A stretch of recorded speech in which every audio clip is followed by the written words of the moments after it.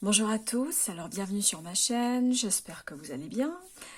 Aujourd'hui je vais faire une petite revue d'un oracle qui est pas nouveau du tout, hein, je crois qu'il est sorti en 2014.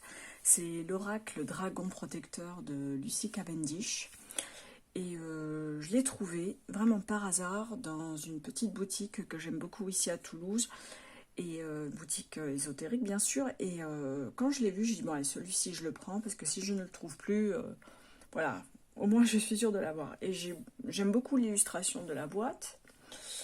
Et bon, comme d'habitude, ce sont des oracles très très bien illustrés. Enfin, Lucy Cavendish fait quand même crée beaucoup d'oracles quand même très bien conçus, de qualité, toujours sur des thèmes de protection, de guérison. Enfin, c'est vraiment très centré sur comment dire, le développement personnel, mais aussi les conseils et l'induction. Donc celui-ci, je vais vous le présenter. Alors, voici la boîte et je vais vous lire le petit message à l'arrière. Dans un passé pas si lointain, nous étions des dieux et des déesses. Nous vivions dans les mondes dimensionnels, Éden, Avalon, Is, Atlantide et Mu. Nous étions Morgane, Guenièvre, Merlin. Nous étions pleinement vivants et tout à fait magiques. Nous aimions, vivions et travaillions avec les esprits de la nature. Mais quand la peur et les fausses croyances ont séparé le temps et les dimensions, nous avons été arrachés à nos parents les plus forts et les plus protecteurs, les dragons. Donc, cet oracle contient 43 cartes et vous avez bien sûr un petit guidebook comme d'habitude. Il est aux éditions Exergue pour un montant de 23,90 €. Donc, je vais vous montrer ça de suite. Alors, le guidebook. J'ai encore... Alors, l'intérieur de la boîte est violet.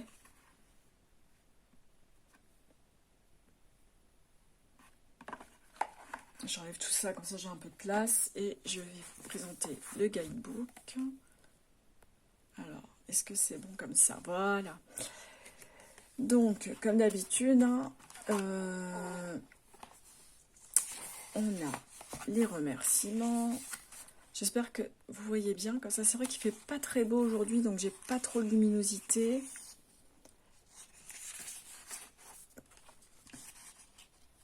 L'introduction. Comment se servir de l'oracle.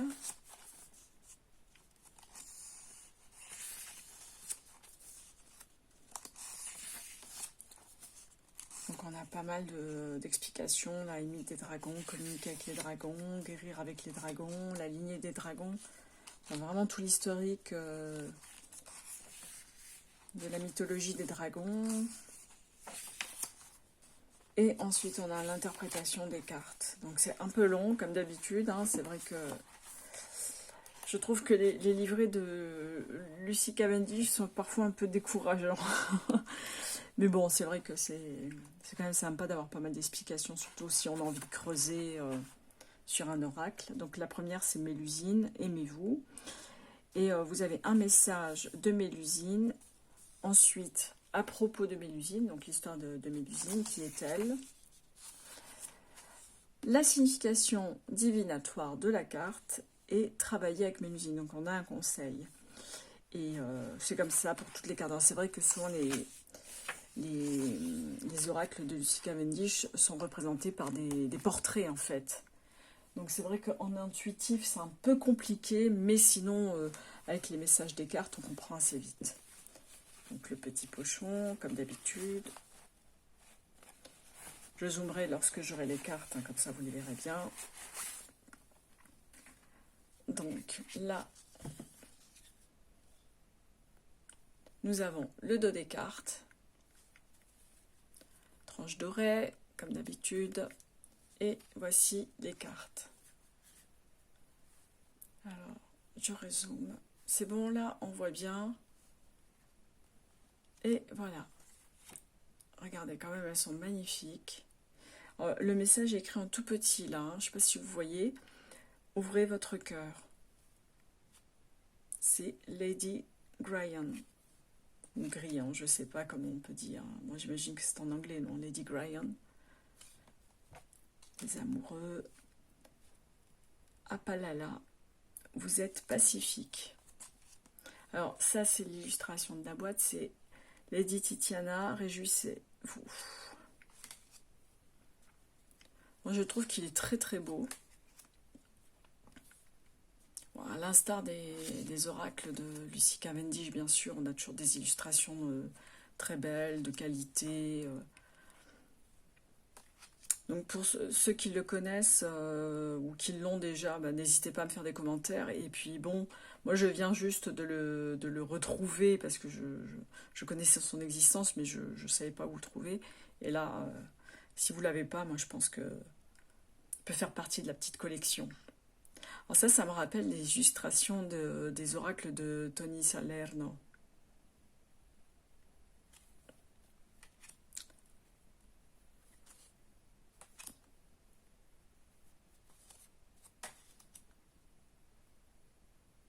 Lady Alfreda, justice prévaudra.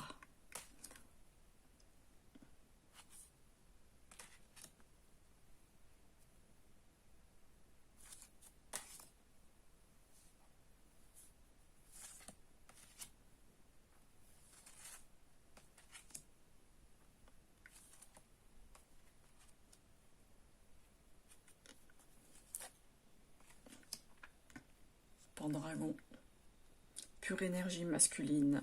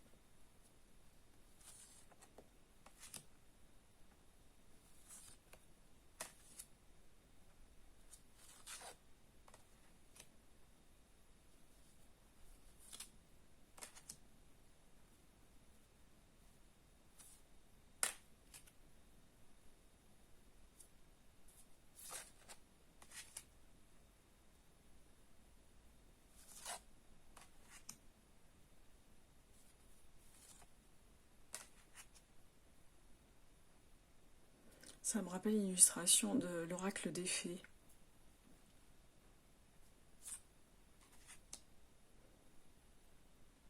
Et celui-ci me rappelle le rêve de Gaïa, le tarot. Je suis sûre que si je cherche bien, je peux retrouver la carte.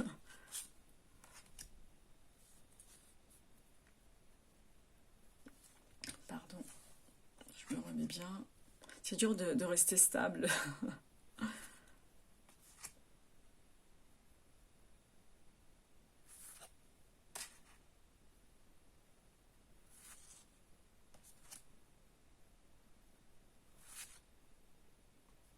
Et pour finir, Fernia avec la clarté. Donc voilà pour cet oracle, l'oracle des dragons de Lucy Cavendish. Écoutez, n'hésitez pas à me dire si vous l'avez déjà ou si c'est une découverte pour vous. Moi, je suis ravie quand même de l'avoir dans ma collection. Je le trouve magnifique et c'est vrai que il me fait penser aussi aux esprits l'esprit de la forêt aussi, un petit peu dans ce style-là. Et je trouve qu'il est vraiment bien. Et après, bon, c'est vrai qu'on peut penser, regardez le dos, il est magnifique, hein.